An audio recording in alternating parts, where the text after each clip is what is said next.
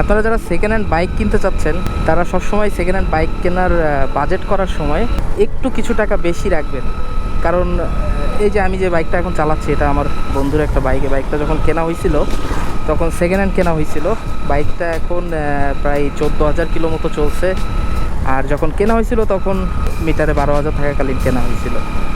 তো আপনারা যারা এই সেকেন্ড হ্যান্ড বাইক কিনতে চাচ্ছেন বা সেকেন্ড হ্যান্ড বাইক যারা সাধারণত কিনেন, তারা সবসময় হাতে কিছু টাকা রেখে তারপরে বাইকের প্রাইসিংটা করবেন।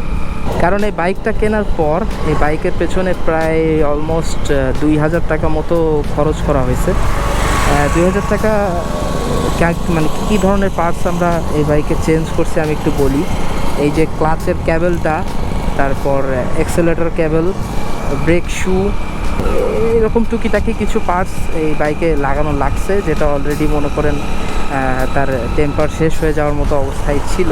বাট বাইকটা যেহেতু প্রায় নতুন, ইঞ্জিনের অবস্থাও খুব ভালো, যার কারণে এই বাইকটাও কিনছে।